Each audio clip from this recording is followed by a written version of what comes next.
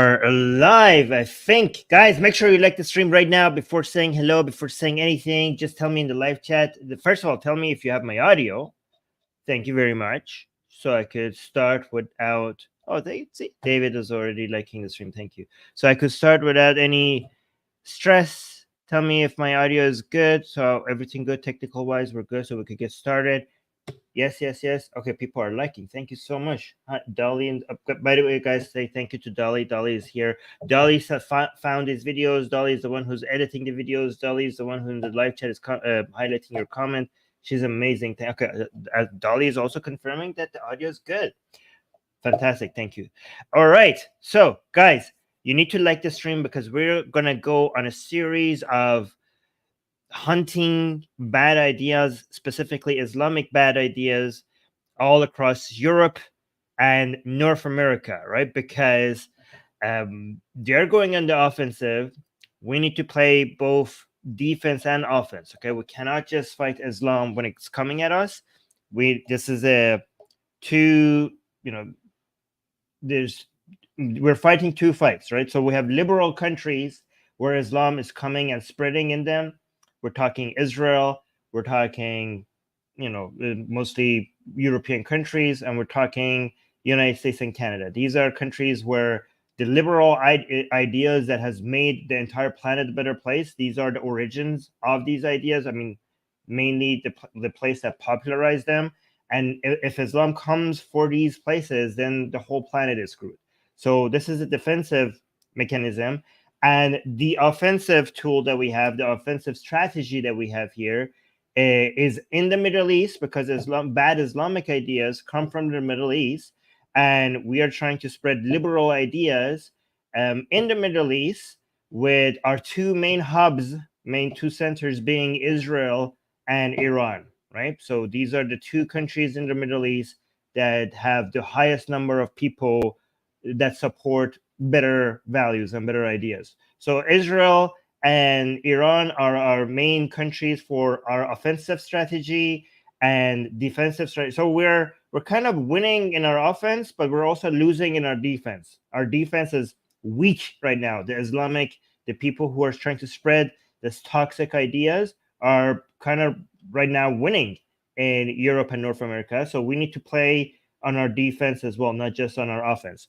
So that being said, yes, basically it's like we're going into battle today, guys. Yes, we are ideologically, okay? Like, so we're fighting a battle of ideas just so that YouTube doesn't misinterpret what we're saying here, okay? So we're going to war of ideas, all right? All right, so let's look at this first video. And I know it doesn't look like it here, but I think this woman is a Muslim. Oh, actually, I have to have the spreadsheet that Dolly has prepared for me, so I get a summary of what we're looking at.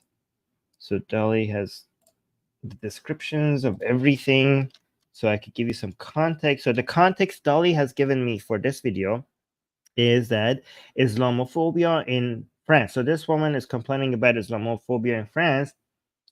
And this video has gotten 100,000, not views, but likes. So how many views does this get? Let me actually take a look. This is from the TikTok channel Hood Watermelon. And the watermelon, you could tell that she means that she is supporting Palestine. I cannot see how many views this video got. Why does TikTok suck when it comes to giving me the goddamn data that I want? So I don't see the views. I just see the comments, about 5,000 comments and 100,000 likes. Okay, you know what? It doesn't matter how many views it's got. Let's just get into this. Okay, so I'm just going to play this whole thing from beginning to end, and we'll then respond to it. Okay, so let's see. And guys, you guys respond to it as well in the live chat. Dolly is going to highlight your comments. I have my own opinions, but I want to make sure that your opinions are also part of the stream. Okay, let's watch this. Let's watch this. Let me see how many. This is only 2 minutes. I'm just going to play it all the way through. I'm going to take notes about everything that I disagree or maybe agree with. I don't know. Maybe she says something that I agree with, and then we're gonna review it. By the way, guys, a lot of these videos has background music, and that's why we couldn't review these on YouTube, because of the background music. We would get copyright strike. But now, thanks to AI, I am able to remove the music while keeping the vocals. So it's amazing now. There's a lot of TikTok and Instagram videos that now I can go review and not have to worry about copyright strikes. The level of Islamophobia in France is crazy. Okay, guys, did you know? Listen to the story. A few weeks ago, a woman was arrested by the police in France because she said Assalamu alaikum to her neighbors. She got out of her building, she met some workers that she knew and told them Assalamu alaikum. A racist neighbor, a racist Karen, we're going to call her, okay? We got a few Karens in here. She called the police and told them, okay, come and get this woman because she said something in Arabic. The police came and arrested the Muslim woman. Wallahi, j'en peux plus. This is too much. Wallahi, this is too much. And during the audition, they told her, well, ma'am, due to the context, we shouldn't take any risks. She said, Assalamu alaikum, which means peace be upon you. It's the most beautiful way to say hello to somebody. It's peace be upon you. It's like saying shalom. But you don't get in trouble when you say shalom. When you say Assalamu alaikum, yes. And then the Muslim woman wanted to file a complaint against the racist neighbor. And the police refused to take her complaint. She had to call a lawyer to get her rights respected. And she filed a complaint against the Karen. Do you see the level of Islamophobia? You can get arrested for saying Assalamu alaikum. And a few days ago, there was a pro-Palestinian rally that was authorized by the court. Because you need to know that France banned Palestinian rallies, but it was finally authorized. And then thousands of people were outside, demonstrating and saying, free Palestine, free Palestine. And then they said takbir, Allahu Akbar. And that was scandal. They said Allahu Akbar. How come you... Listen, in Twitter, it's #1 topic. It's trending on Twitter because the right wing thinks it's a problem to say Allahu Akbar because the terrorists say Allahu Akbar. So how can you let French people say Allahu Akbar? So if you guys are Muslim and you want to come here, invest or study, just think about it, okay, before you take this decision. Yeah, actually, the last point was pretty good. And maybe don't, if you're Muslim, maybe don't come to France. Please don't come to France. Just stay in your Islamic country. I didn't expect she would say anything that I agree with, but the last part I agree with. Let's go through this line by line now, right? So let's see what happened. The level of Islamophobia in France is crazy. Okay, guys, did you know? Listen to the story. A few weeks ago, a woman was arrested by the police in France because she said Assalamu alaikum to her neighbor. Okay, so arrested. If I call the police and I say that, so this is a Karen, right?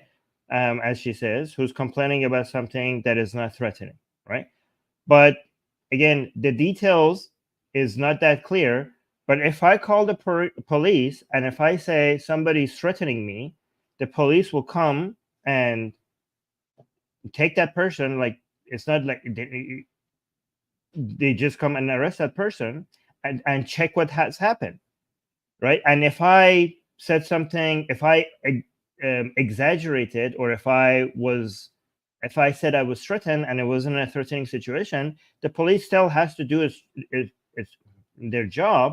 And eventually, if they cannot not come and not arrest a person that is being claimed to cause something that is threatening. So I heard something, I feel threatened, and I shouldn't be. There's no reason to be scared. I call the police. The police has the duty to come and take that alleged threat seriously. That's their job, right? And look what happens. According to herself, look what happens after, right?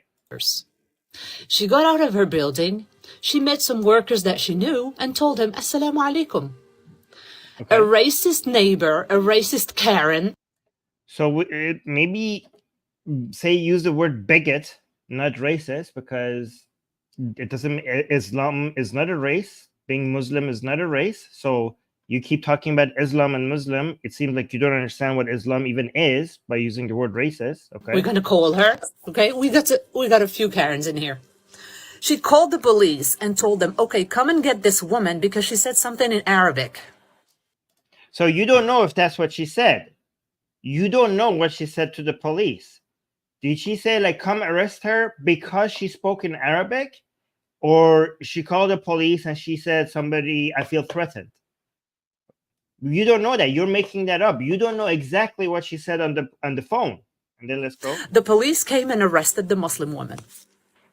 Yeah, they apprehended the person that was reported to be having threatening behavior. Rightly or wrongly, that's what they did. So here's the thing. We don't know. There's 3 scenarios here, okay? So let's accept that the woman was not threatening and she just only said assalamu alaikum, right?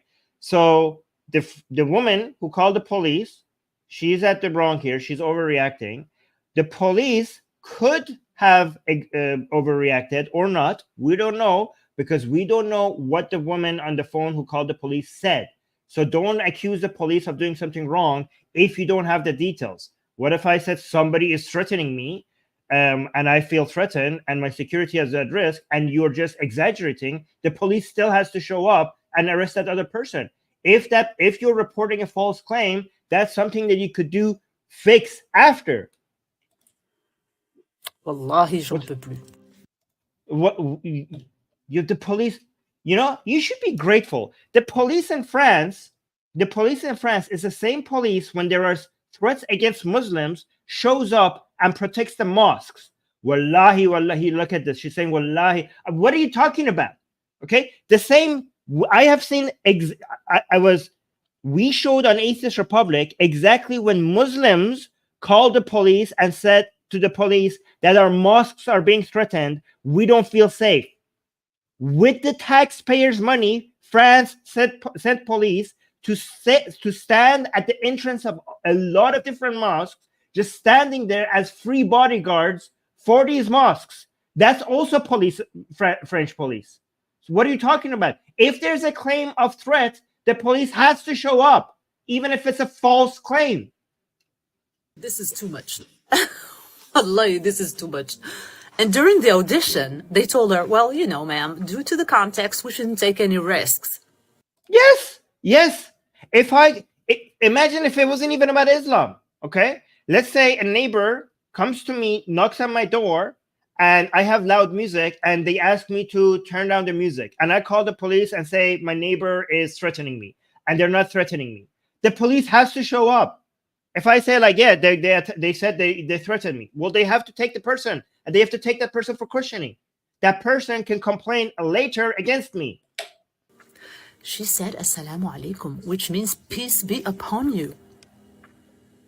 It's the most beautiful way to say hello to somebody. I will say something to you about this Assalamu alaikum after, but let me finish this video first. Peace be upon you. It's like saying shalom. But you don't get in trouble when you say shalom. When you say Assalamu alaikum, yes. And then the Muslim woman wanted. No. You could be like, you could say somebody talked in a language that I didn't understand and I felt threatened, and it could be Hebrew. The police, if you don't have to say, if you say to the police, like, yeah, I only feel threatened because they speak Arabic. If the police showed up, I would be condemning the police as well. Like, yeah, don't show up. But if you misrepresented what happened, which you don't know what the woman said, then the police might have every right to show up. To file a complaint against the racist neighbor. And the police refused to take her complaint. Yeah, because it was not an immediate threat. So the police shows up because there seems to be somebody saying, I'm in danger. The police shows up for that.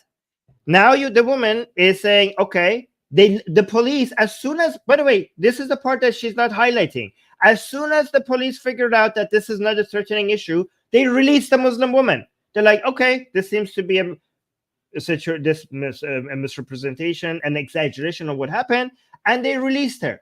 And now she's saying the police didn't take the complaint of the Muslim woman because the police showed up to de-escalate, and what they perceived to be could have potentially be an immediate threat.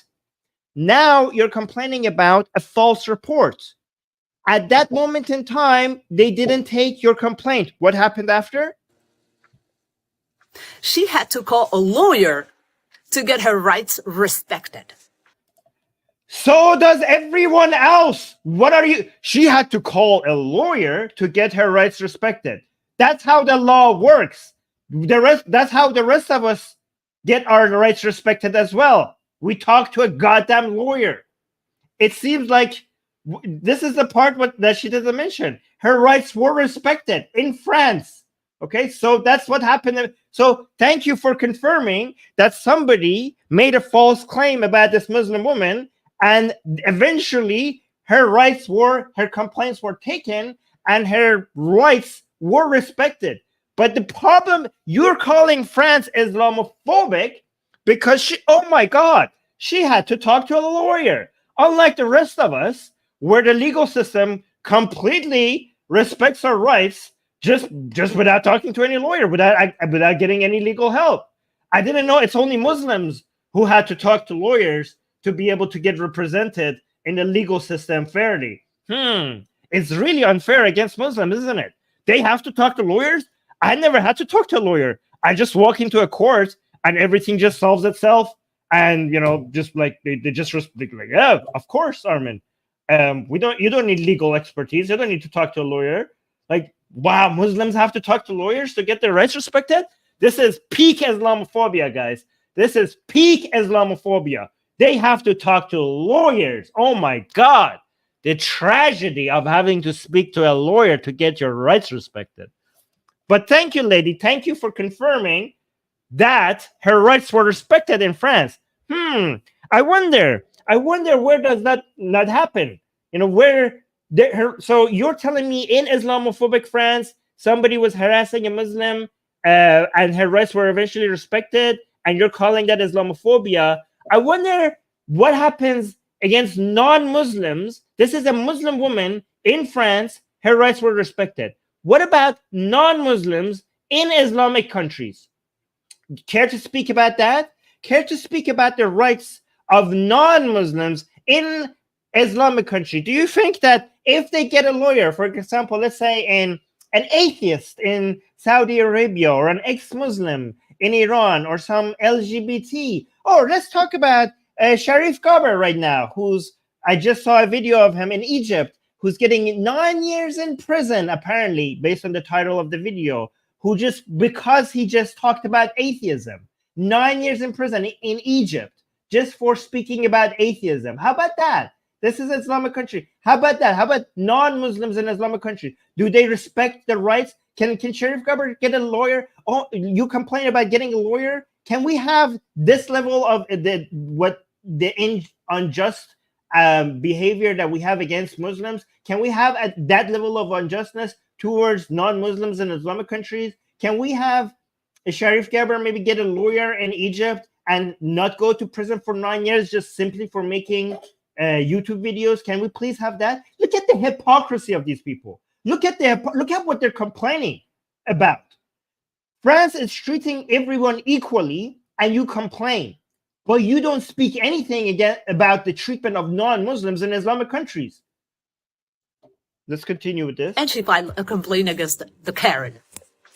Do you see the level of Islamophobia?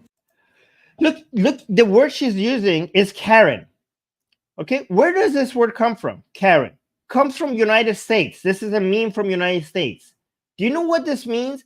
Every country has its fair share of Karens. And what's the male version of Karen? I don't know. Kens and Karens. Okay, every country has that. You're calling France Islamophobic because it has Karens. Show me a country that doesn't have Karens. What the hell are you talking about? So you have Karens who complain, and France, it seems like France's legal system responded appropriately. The woman who had a false accusation made against her called a lawyer, and now her rights are respected. What is the country supposed to do? Not have? Do you expect France to have zero Karens? Is that the standard that you want? You don't have the standard for any country. When it comes to Islamic country, somebody could go to prison in Egypt for 9 years because they made videos, and you're calling France Islamophobic for just simply having Karens. I'm sorry, I didn't know that. I'm sorry. And again, Karens are Karens against everybody. You can get arrested for saying Assalamu alaikum. And a few days ago, there was a pro-Palestinian rally that was authorized by the court, because you need to know that France banned Palestinian rallies. Maybe because they support Hamas. Maybe because they chant from the river to the sea. Maybe because they have anti-Semitic chants. Maybe because they shout that we are Hamas. And maybe they shout that they support what happened on October 7th. Maybe that's why. Do you know, if you say Islam, what you call Islamophobic things in your rally, France closes those rallies as well? But it was finally authorized. Oh, it was finally authorized. Oh my God, so Islamophobic. So the rallies need to have some conditions, and at first they didn't meet those conditions, and then people went and did some legal work, and eventually was authorized. But France is Islamophobic. Unbelievable. You are ungrateful. You are such ungrateful. Look at these people. France has accepted you with open arms and is treating you equally. This is how Islam rots your brain, because you don't want equal. You want superior. You want complete takeover. Anything short of superiority, you think because of your Islam, you have to be treated differently than everyone else. France is just treating you equally, and you still complain. The rally was authorized, and you're still complaining. You ungrateful piece. I'm trying not to swear here. And then thousands of people were outside, demonstrating and saying, free Palestine, free Palestine.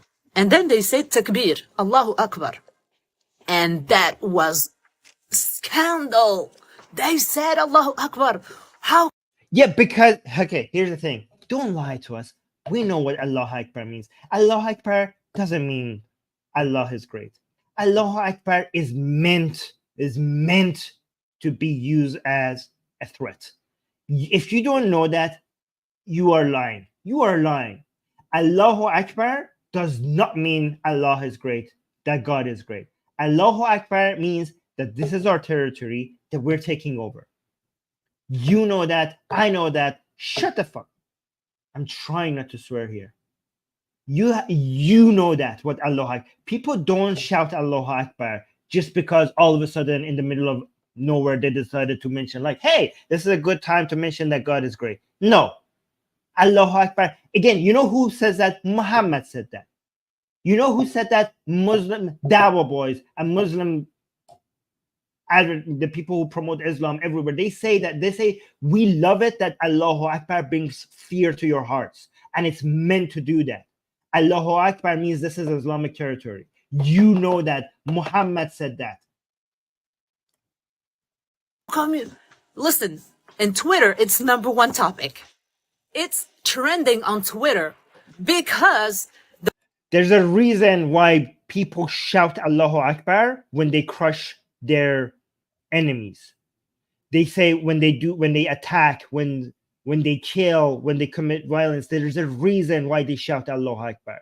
It says we are here and you cannot defeat us. That's what Allahu Akbar means. The right wing thinks it's a problem to say Allahu Akbar because the terrorists say Allahu Akbar. So how can you let French people say Allahu Akbar? No, it's not that how can you let them. It's about what does this mean? If France is a country where people are in the streets in thousands of numbers and shouting Allahu Akbar, what does that mean about France? If you have to be either stupid or a liar if you don't understand why that's a concern. You are changing France. you are threatening France's secularism.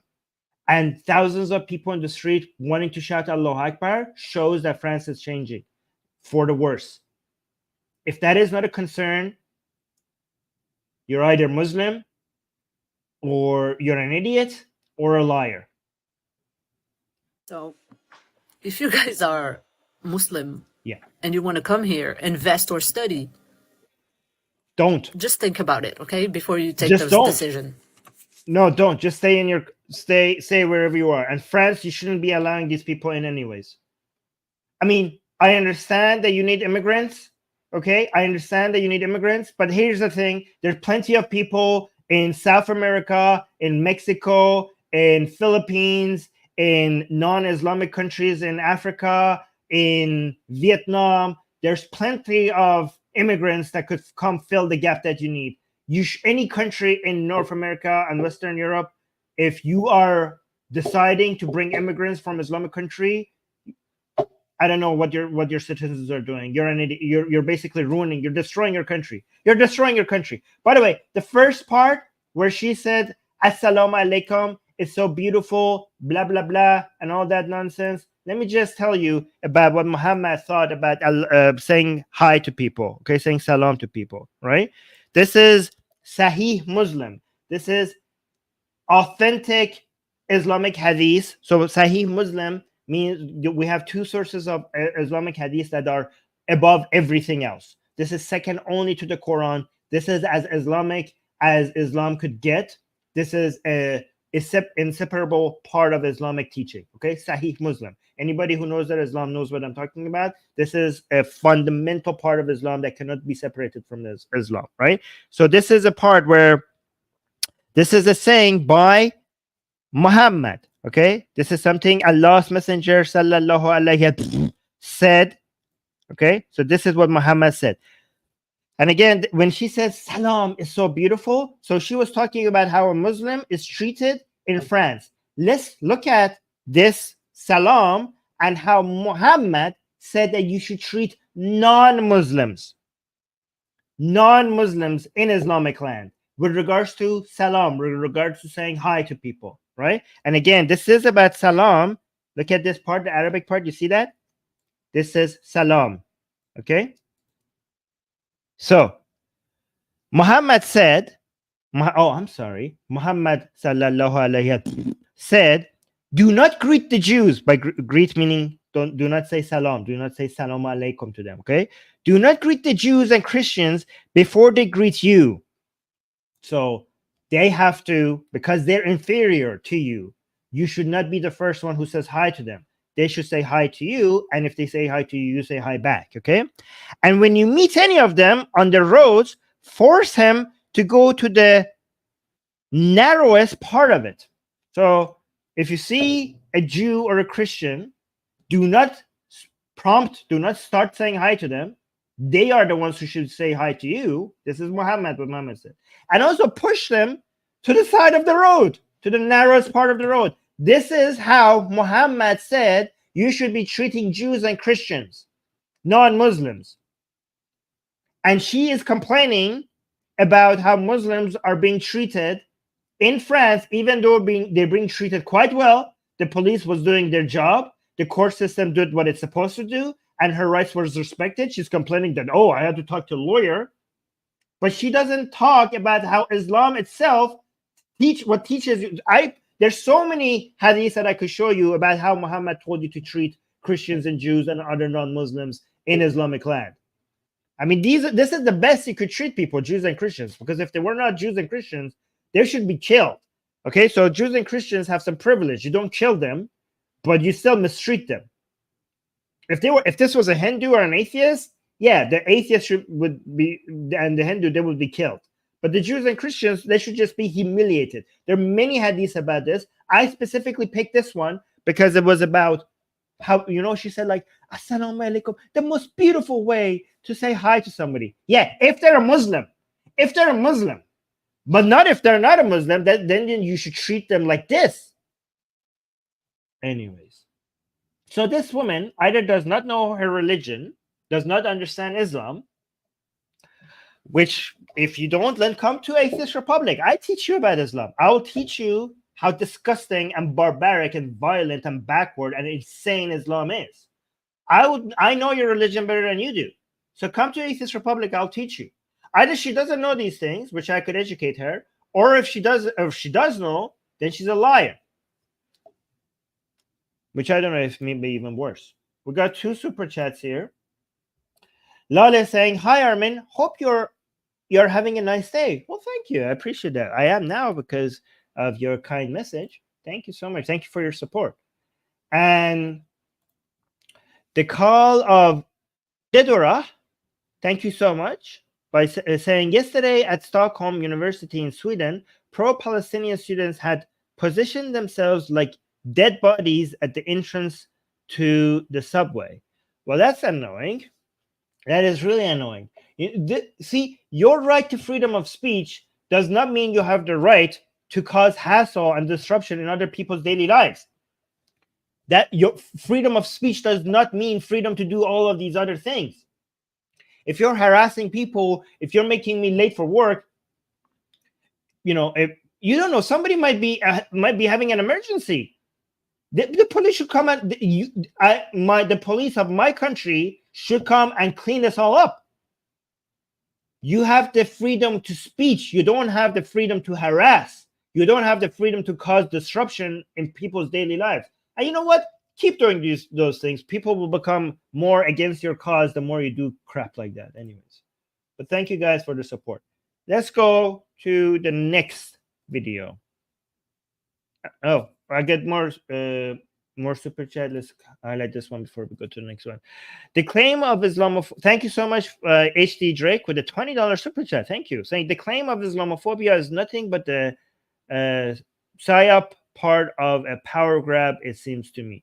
Yes, actually, yeah, we have had the Islamophobia claim is nonsense. It's just a mind trick. There's no such thing as Islamophobia. There is such a thing as anti-Muslim bigotry, but Islamophobia is just a nonsense term that should not be used. And anytime somebody uses it, we should push back against it. But yeah, thank you so much for that super chat. I appreciate that. Anyways, let's go to the next video. Let's see what they have here. Well, actually, let me go with this one first. This one is better. So what do we have here? Actually, let me see the title of this video saying Muslim woman claims banning hijab in France is oppression. Okay, let's watch this all the way through. This is 25-second video, so it will be quick. Let's watch this all the way through and then we'll see what she has to say. Yesterday, the French Senate voted to make it illegal for Muslims under 18 to wear the hijab. They are trying to ban the wear of the hijab at universities and higher education. Mothers who wear hijabs will not be allowed to accompany their children on school trips. Muslim patients cannot request doctors based on gender for religious reasons. From July, the halal slaughter of chicken will be illegal. And last year, Paris forced local halal meat stores to sell alcohol and pork. Islam is not the oppressor. The French government is. Islam is not the oppressor. The French. Oh God! This is so annoying. Holy crap! These people. Okay, let's watch this. Let's watch this line by line. Okay. Yesterday, the French Senate voted to make it illegal for Muslims under 18 to wear the hijab. They are trying. Yep, Muslims under 18 to wear the hijabs. So let's actually talk about what is illegal in France and what's not, because a lot of people misrepresent this. Let me actually have the list of the things that you can't. Okay, so right now in France, correct me, the French people in the live chat, correct me if I'm wrong, right? So in public primary and secondary schools, you are prohibited to wear the hijab, but they keep saying the hijab. It's not just the hijab. It's crosses, it's the kappa, the Jewish kappa, is any religious symbols. So you're like, oh my God, they're so oppressive against Muslims. It's religious symbols. It's not a hijab. It's every goddamn religious symbol. Why do you think that you're always the victim? Why do you not see the other people? Do you understand this is based on secular French, secular laws? It's not just you. It's not like you're like, oh my God, I'm being repressed. Why are the Christians not crying about this? Why are the Jews not crying about this? Why is it just you? Why is it just you? Why do you think this is all about you? This is about French remaining secular. And no, you don't have the right. Why is it that you have to have some special treatment, some special privileges that nobody else has? You can't go wear some political have some political symbols in French school either. You cannot go wear the KKK costume either. You cannot do so many things in French schools, but you seem to be thinking or advertising that you are the ones who's being oppressed. So what is, and nobody gets to wear religious symbols except you. Are you asking for a special privilege that if France does not give you, all of a sudden you are the oppressed ones? This is, look at the audacity. Look at the sense of, what is it called? Entitlement. The sense of entitlement that these people have. This is what Islam gives you. You think because you are Muslim, you should be treated differently than everyone else. Everybody else has to accept these laws, but you think that you're special and you should be treated differently. And you're saying this in a non-Muslim country. You're saying, as a Muslim, I should have special privileges that France does not give that to anyone else, even though this is not an Islamic country, while Islamic countries do not do that for non-Muslims. Not only, so France is treating everyone equally, and you still complain. And Islamic countries do not do even that. They oppress non-Muslims. You're like, she said at the very end that Islam is not the oppressor. Yeah, France is the oppressor because they treat all their citizens equally, but Islam is not the oppressor, even though they treat non-Muslims like crap in Islamic countries. You see the hypocrisy here? I don't even know. I can't even begin to deal with these people. Okay, that's all for primary and secondary schools. So universities, the hijab is not banned. Okay, this is where people are arguing maybe to ban that as well, and I would agree with them. In public universities, if you ban the hijab, the government is paying for these universities. The government is paying for the public universities. The government is secular. You cannot use, if you don't like it, go to a private university. So right now, hijab is not banned in public universities, as I understand it. Correct me if I'm wrong, okay? But people are arguing that, and if they do that, I will support that. Okay? You are not entitled to advertise your religion in a secular country, in a university that all the expenses of it is paid for by the taxpayer. What do you like? How could you complain about that? The university comes from the government. The government does not have any stance on religion. If you don't like it, go to a private university. I don't understand. Do you think you're entitled to free education while getting to advertise your religion? How come you don't see that the crop?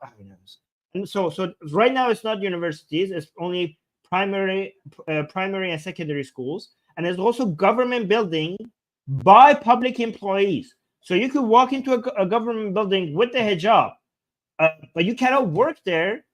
If you're civil servant, then no, you can't wear the hijab, you can't wear the cross, you can't wear a kippah, you can't wear a turban, right? Okay, so, and also, yeah. So yeah, that's it. You could work in a park, you could work with a hijab. In public, you could wear a hijab. So all of this is free. All of this is free, and the reasons France, the justification for this, according to France, is to maintain public order. The ban of also in public places, you cannot have face covering. So the hijab is allowed, but the face covering is not allowed. The veil, right? So that's because of security concerns.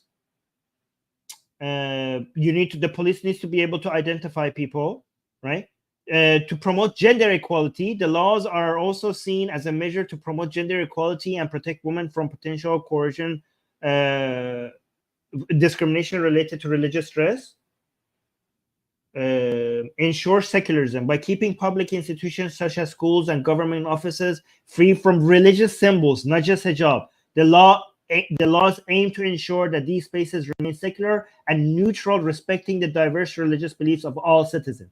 So yeah, this is not about oppressing Muslims. This is about treating everybody equally. But let's look at what she's saying line by line.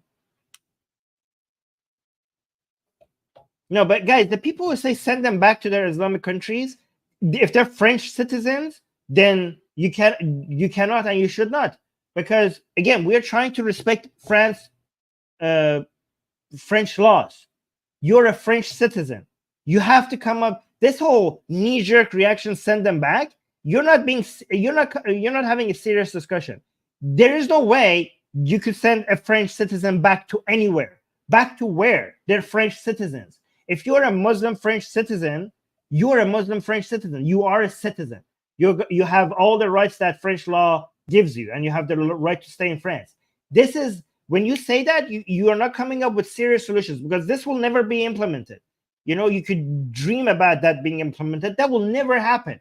We need to come up with better solutions that could actually be implemented. Send French citizens back to where they're born in France. They're French citizens. You want to undermine everything, all French laws? We are here to. I am yelling at these people because they don't understand the justification of French laws, and I'm here to respect French laws, right? So by saying kick them out, you are also undermining French laws. I want to respect French laws. And no, you can't ban Islam, because France has also freedom of expression. So banning Islam, what do you mean banning Islam? You could ban advertising Islam in school, because that's childhood indoctrination, or in government buildings, because that's anti-secularism. But you cannot say that you cannot advertise Islam. You cannot tell people you cannot pray, because that would, within the same French law that I'm supporting against what this woman is saying, the same French law is also provides you with certain level of freedom of expression and also freedom to practice your religion. These are laws, these are Enlightenment laws that has made France and other Western secular country, also Taiwan, Japan, and South Korea, and Australia, superior, better countries. We cannot get rid of these laws. Anyways, let's see what she has to say and respond to her line by line. Yesterday, the French Senate voted to make it illegal for Muslims under 18 to wear the hijab. They are trying. That's fantastic. Thank you, France. Thank you, France. You cannot force religion on you should not be allowed to force your religion on children. Thank you, France. I wish more, France, other countries should copy France. When it comes to free speech, all countries should copy the United States. But when it comes to the level of secularism, or as French put it, laïcité, that we have, all countries should follow the French model. Thank you so much. This is fantastic. You do not get to indoctrinate or force your religion on your children. To ban the wear of the hijab at universities and higher education. So they haven't yet banned it in universities and higher education, but if they do, I think that's fantastic. It's in public universities. You're not entitled to bring your religion to universities that are publicly funded. Maybe in private universities you could do that, but not in public universities. You're not entitled to that. And again, this is not just hijab. This is also the cross. This is also the kippah. This is also the turban. It's every single religion and political symbols. Political symbols as well. Mothers who wear hijabs will not be allowed to accompany their children on school trips.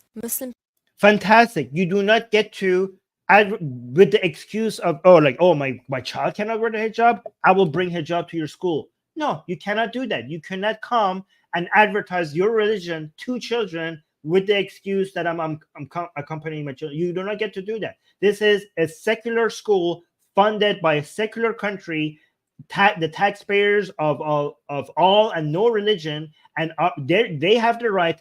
If France is giving every French citizen the right to have their children educated with public funds, then every parent has the right for their children not to be introduced or not to be exposed to religious indoctrination. That's the right. That's France as a country is deciding to give the parents of children the right for their children not to be exposed to religious indoctrination.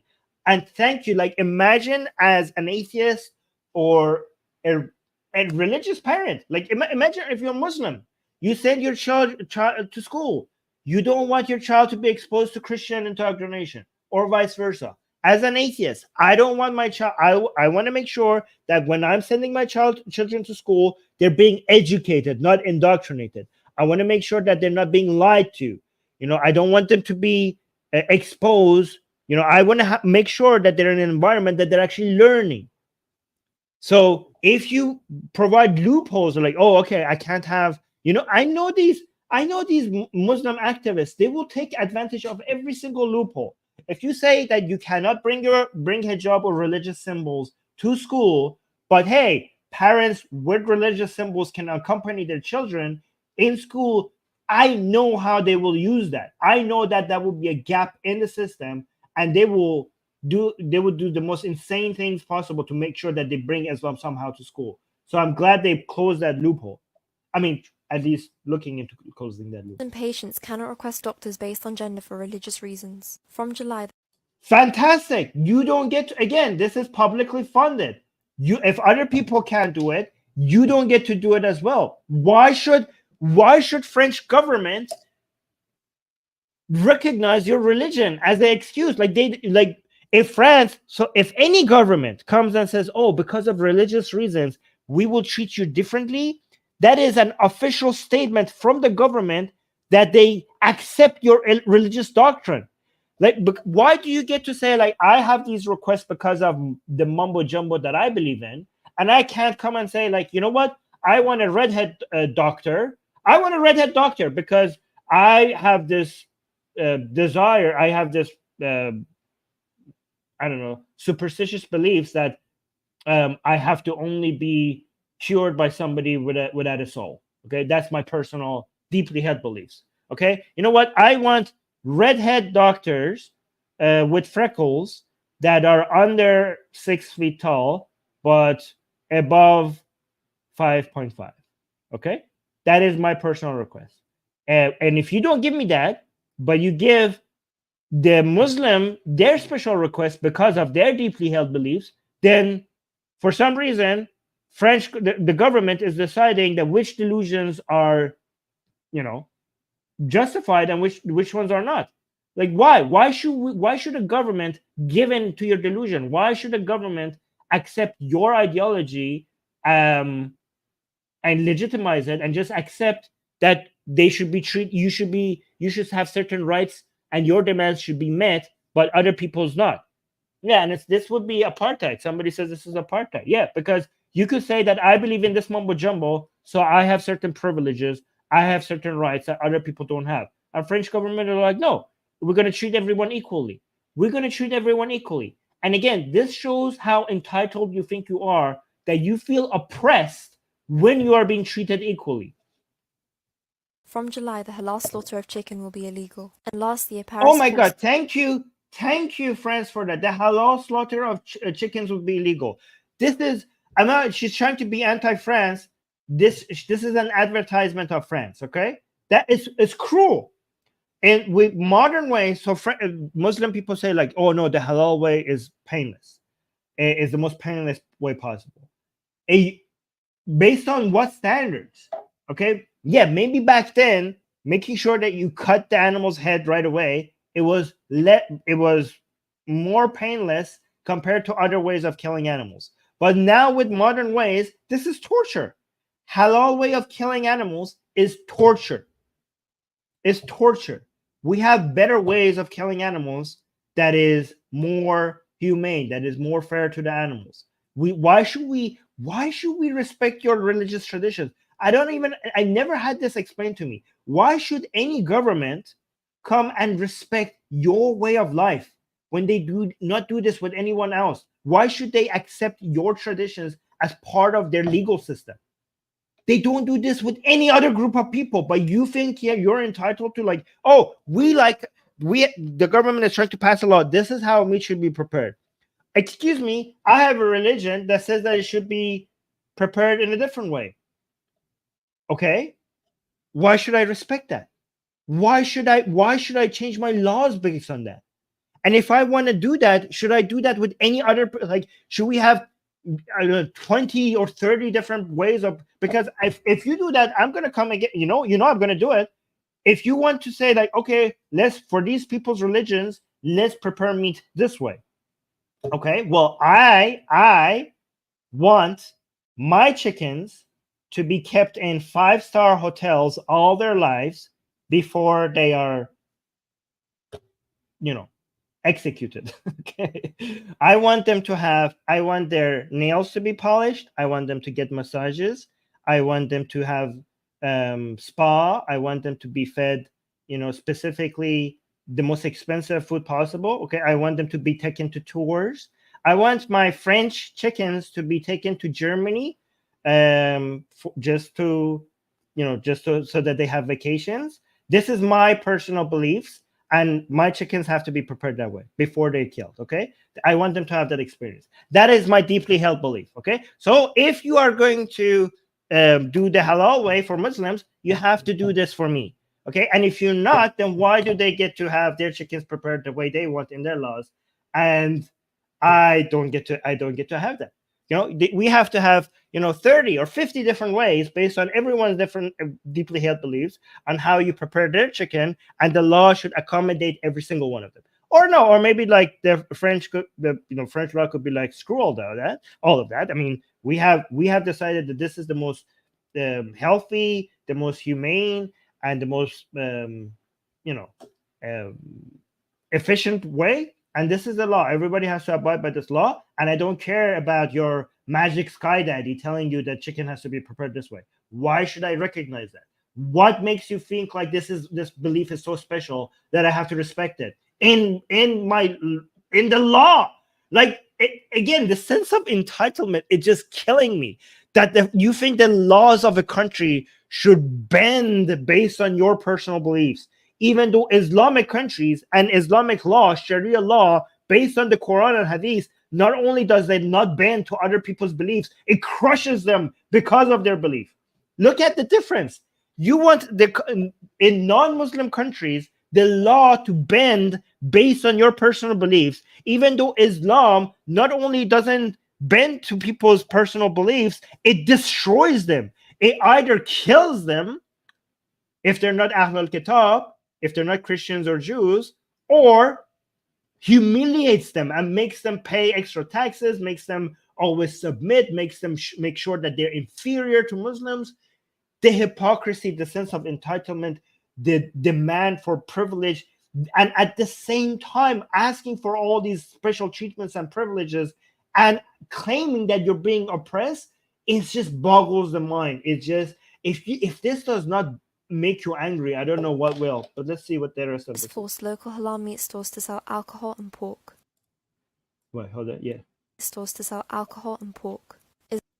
Yeah. Okay, yeah. You should. You're in France. You should have wine when I go to your store. If you're, if this is like Chicken will be illegal. And again, this is also being discussed. None of this is implemented. Okay, this is all being discussed. But again, if you're a grocery store, and there's, you should have what other grocery stores have. Again, this is only being discussed. This is not being implemented as law. But again, I'm actually for going even extra. Given that the sense of entitlement these people have, and given how Muslims and in France and Europe are acting like you have to bend the knee to Islam and change the laws of this country in a way that suits them and suits their personal deeply held beliefs, I really think that we should actually go extra to the other side and to remind people that this is France. Okay, this is not Egypt, this is not Saudi Arabia, this is not Iran, this is not Bangladesh, this is not Pakistan, this is not Indonesia, this is not Malaysia, this is France. And I want you to remember that this is France, because look, if you don't, they're taking over. Okay, this is getting too far. You're losing the country. You have to remind people where they are. Last year, Paris forced local halal meat stores to sell alcohol and pork. Islam is not the oppressor. The French government is. Oh my God, Islam is not the oppressor. Imagine the history of Islam. Imagine all the teachings of Islam. Teaching that you have to kill people who leave Islam. Teaching that if you're not Ahlul Kitab, you have to be killed because of, if you're Hindu, if you're an atheist, if you're an ex-Muslim, you have to be killed. deep discussions in Islam about how you kill an atheist.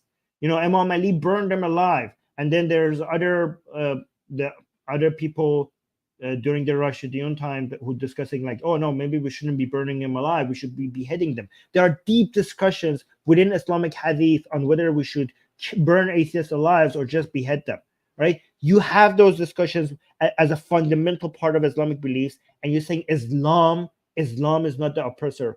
France is, and you compare that to France.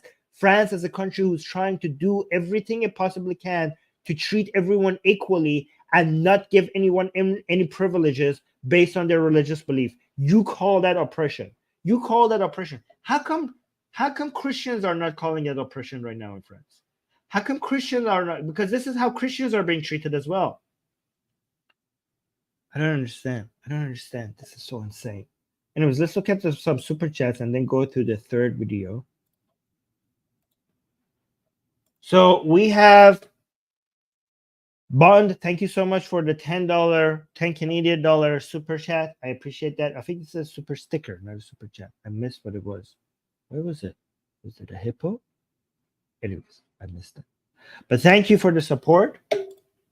And then we have Yasina saying, thank you for teaching us very important things. Well, thank you. That's a very nice, kind message. I appreciate that. Thank you. We have a new member. Mr. Mag became a member. Thank you so much for supporting this channel.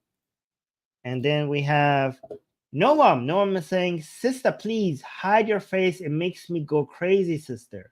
Oh, yeah, actually, you're right. So, and some people are attracted to a hijab. So you should take off. This is actually something I have a question for. You know, I know I'm a mufti and an ayatollah at the same time, and I am a very good source of Islamic knowledge.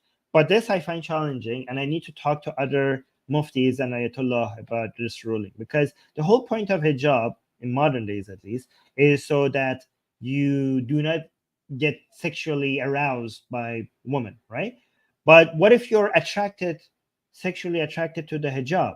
So what is a Muslim woman to do? Should she take off her hijab if she knows that you're attracted to a hijab? Like, and what do you do when you're in the presence of a man that is not attracted to a hijab and also a man that is attracted to a hijab? What should you do? Like, that's a huge dilemma. I want to know the answer to this question. But thank you for the 6 shekels. By the way, I know the answer to that question. I'm just joking.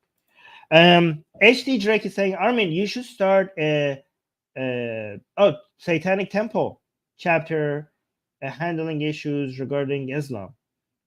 I mean, I'm going to focus on Atheist Republic. So, but thank you for the suggestion. And thank you for the support. All right. But yeah, I do support the Satanic Temple. And let's go through this other video. Everyone wears.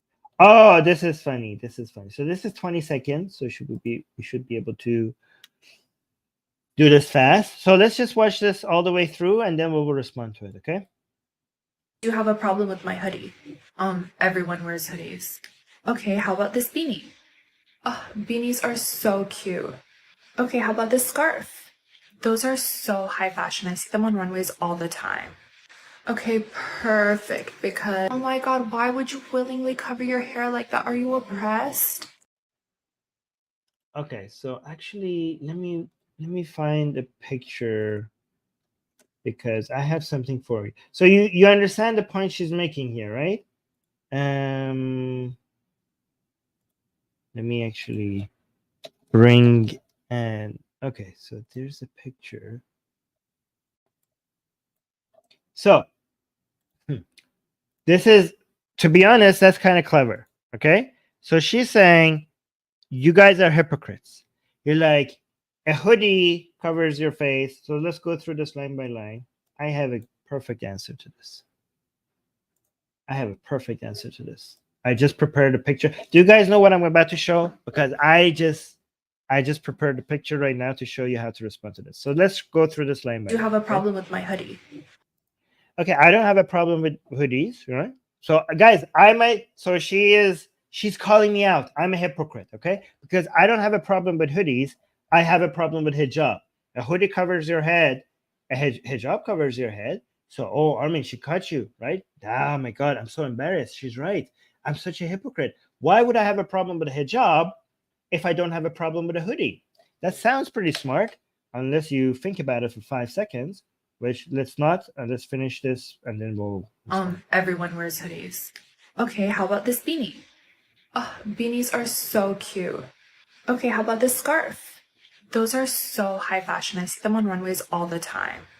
Okay, perfect, because oh my god, why would you willingly cover your hair like that? Are you oppressed?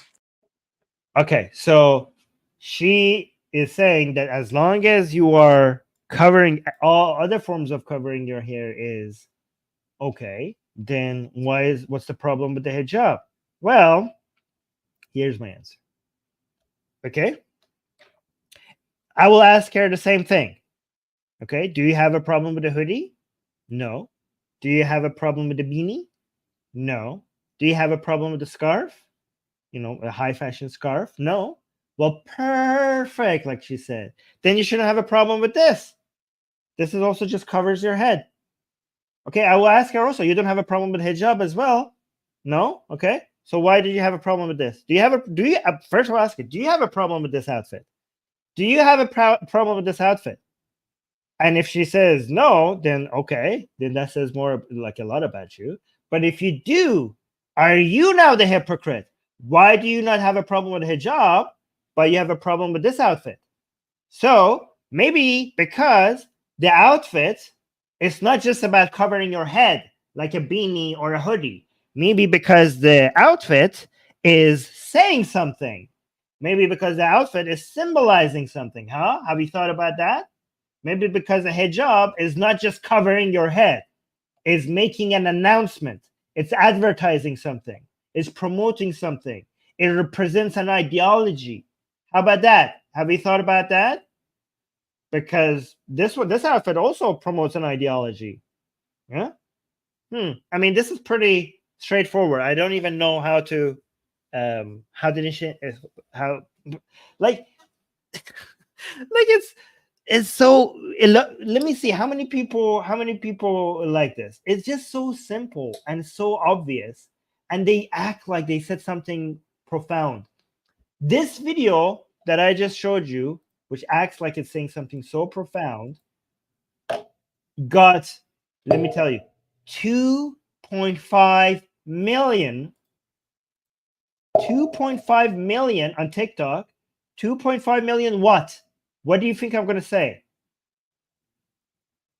2.5 million likes, not views. 2.5 million likes. God damn it. I was going to look this up. I didn't even expect that. Holy crap.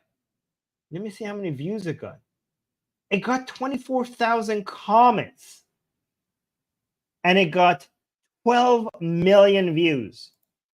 And it's just insane. It's just so many people watch this. I'm like, oh my God, such a great point. If you don't have a problem with hoodie, you shouldn't have a problem with the hijab. The difference that you think the problem we have with the hijab is that it covers your head. You think that we're anti-hat as well? It's an idea. You are basically the billboards of an ideology. It says what does the hijab say? The hijab says that women and men should be treated differently. The hijab says that women are responsible for what men do to them if they're sexually aroused. The hijab promotes RAPE culture. The hijab promotes modesty culture. Okay. The hijab reduces women to their sexuality. Again, not that women are not sexual creatures, not that sexuality is, there's anything wrong with sexuality, but it just reduces them to their sexuality. Men and women are sexual, but the fact that women are reduced to their sexuality in such a way, that's a huge problem with hijab.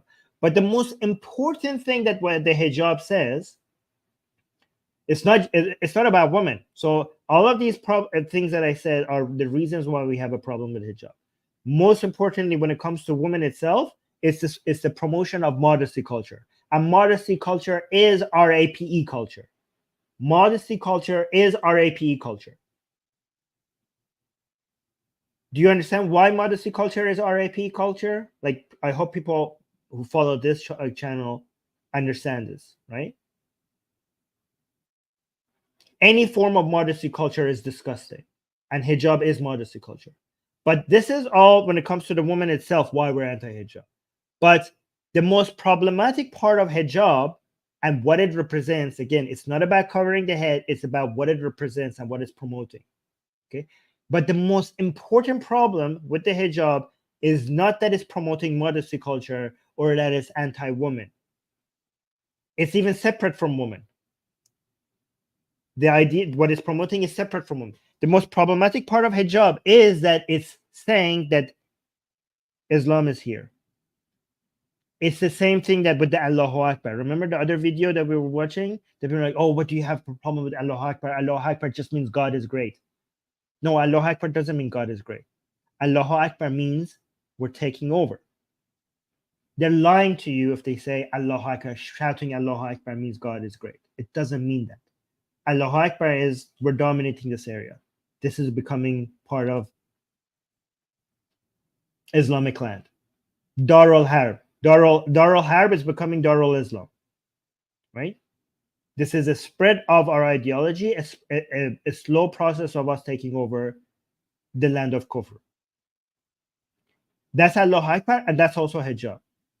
The hijab, more women wearing hijab. When you open the door and look into the streets and you see women wearing a hijab, that's a sign that we're here and we're going to take over.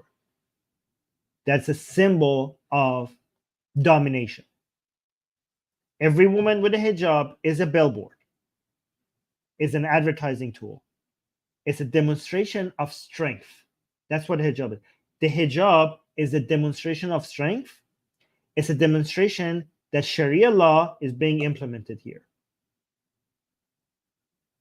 That's what the hijab is. That's what it demonstrates. So let me actually show you another picture.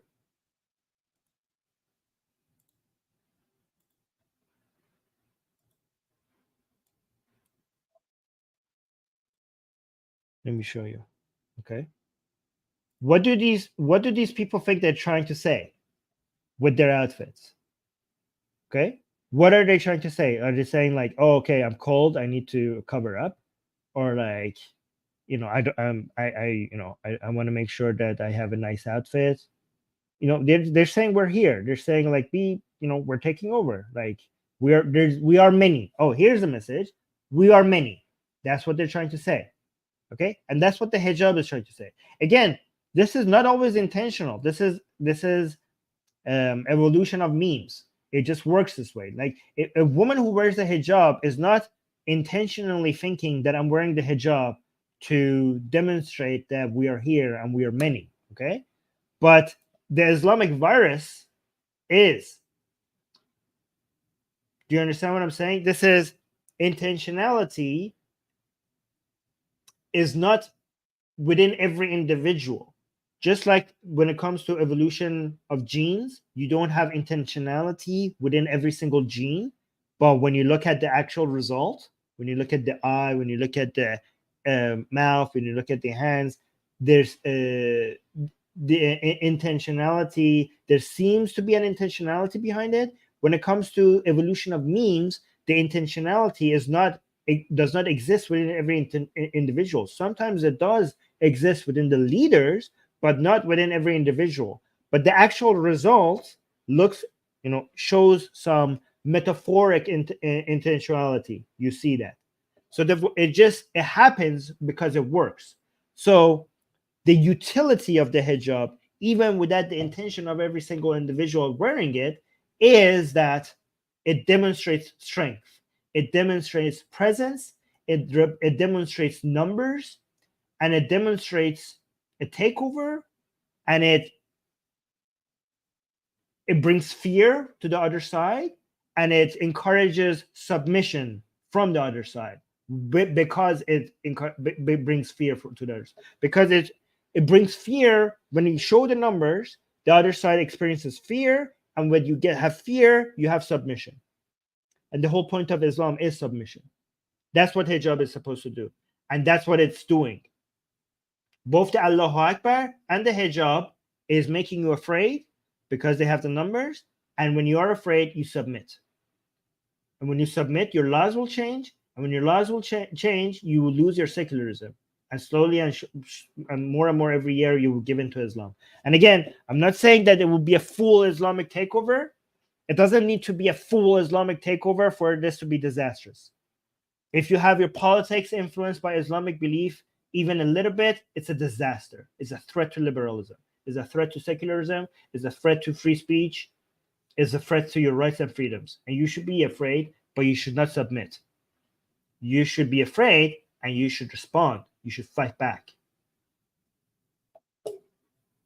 Yeah, you only need 20% because remember, even if they just only become 20% of the population, it's an active 20% of the population.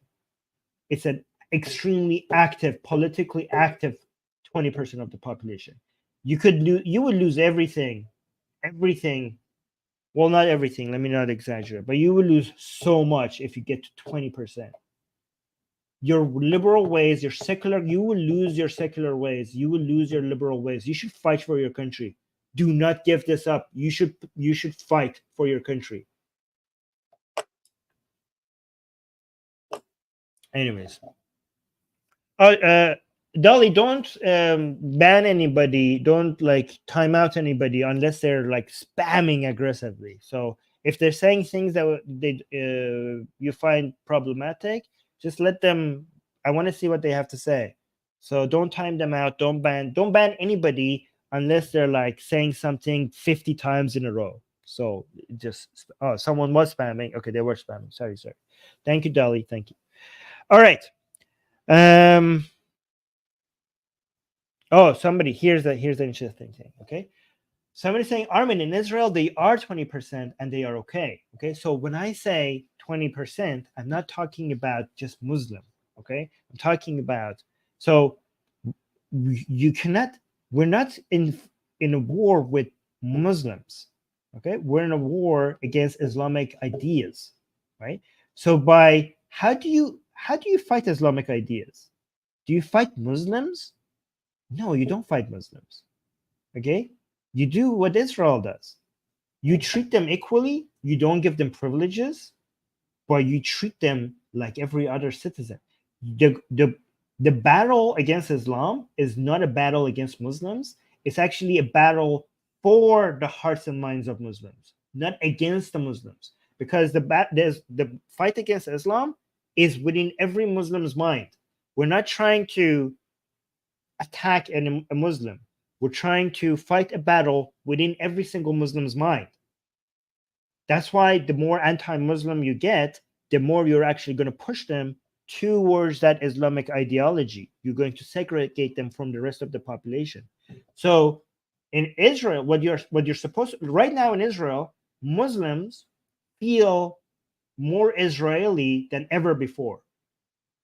Muslims in Israel are proud to be Israeli, most of them, because Israel gave them rights and freedom. Okay, not again, rights and freedom, and the opportunity to grow and the opportunity to live prosperous, safe lives does not mean you should not give them privileges, but you should provide them with the opportunity to live prosperous, happy, free, secure lives, and to feel that they have that because of the country that they live in. So the battle that you're fighting in France is for Muslims in France to feel French before they feel Muslim. And it's a hard fight, but that's what you should do. You want an American Muslim, when they think about their identity, if they think about their identity, their American identity should win over their Islamic identity. We cannot wish for every Muslim to become ex-Muslim. But remember, every Muslim's mind is a mix of different ideas, just like everyone else's mind. What we're trying to do, even for Muslims who are not living Islam, is to make the Islam part of the mind to be less and less. And you do that not just by you attack Islam, okay, that's one way, but another way is to also promote the non-Islamic part of their mind, to promote the non-Islamic ideas to them. So if you right now with the problem that we have in France is that a lot of Muslims in France feel their identity to be Muslim, but they don't feel like they're French. You know, we have this problem with many Muslims in Europe. What the battle is supposed to be for these Muslims to feel like I'm French.